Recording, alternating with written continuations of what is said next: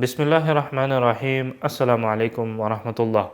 In the previous verse, I briefly went through the states of man as mentioned in the Holy Quran and described by the Promised Messiah alayhi salatu wasalam, His Holiness Hazrat Mirza Ghulam Ahmad alayhi salam. The link to the previous video as well as the book understudy is in the description below, and as mentioned before, the book is free to download on Amazon, iBooks as well as Google. In this video, we will start looking at the guidance given by the Holy Quran in regard to the reformation of the natural states of man. اسمعوا صوت السماء جاء المسيح جاء المسيح. In relation to the natural state of man, His Holiness explains that it has a very strong relationship with one's moral and spiritual states. So much so that even our habits for eating and drinking can affect our moral and spiritual states. He explains that when we consciously regulate our natural faculties and bring them into action in their proper time and place, they become moral qualities. These moral states then have a profound effect on our spirituality. So let me repeat that.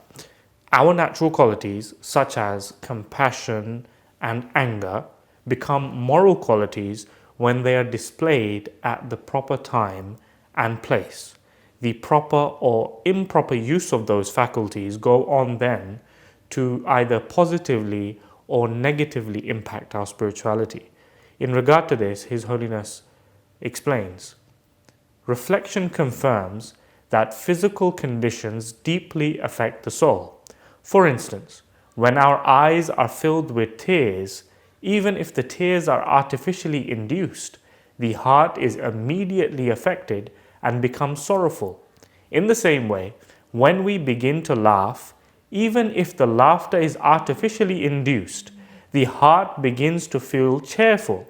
It has also been observed that physical prostration in prayer induces humility in the soul.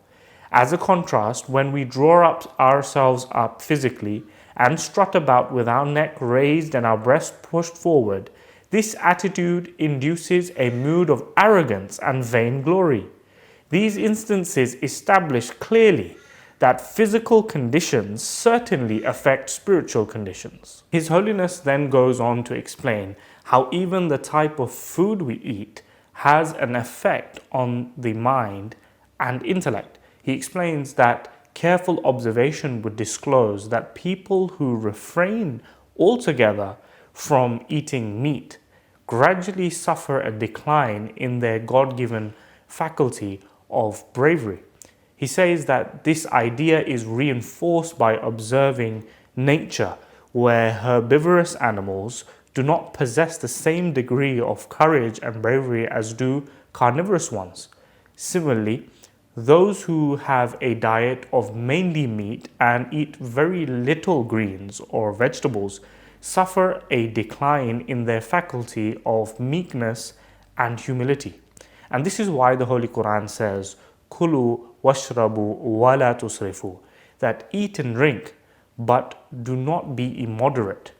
Meaning that we should adopt a balanced diet so that we can develop both qualities and so that our moral state as well as our health is not negatively impacted. His Holiness explains that just as the soul is affected by our physical conduct, the same is true for the effect of the soul on the body. For example, when a person feels sad, he starts to shed tears, and when he feels happy, he naturally starts to smile. So the soul and body are intimately linked, profoundly affecting one another. For this reason, all our natural actions like eating, drinking, moving, and resting, etc., affect our spiritual condition. In fact, His Holiness states, our physical structure is intimately related to our entire humanity.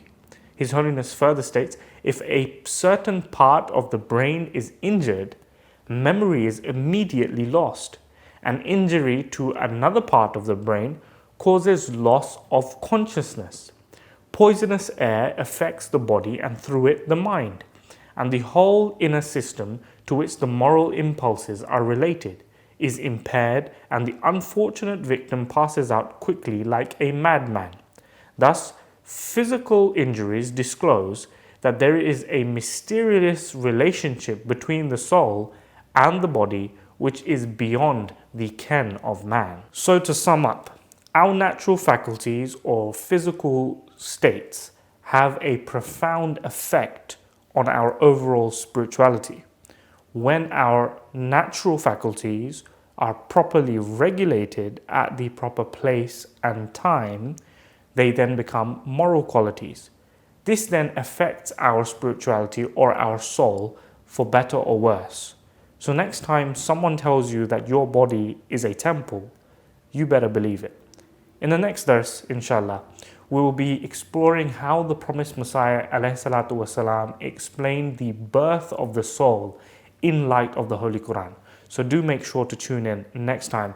As mentioned before, the book is in the description below and it is free to download on iBooks, Amazon and Google. Make sure to subscribe, like and share this video so we can enable as many people as possible to benefit from the treasures left behind by the Promised Messiah ﷺ. Until next time, Assalamu alaikum wa rahmatullah.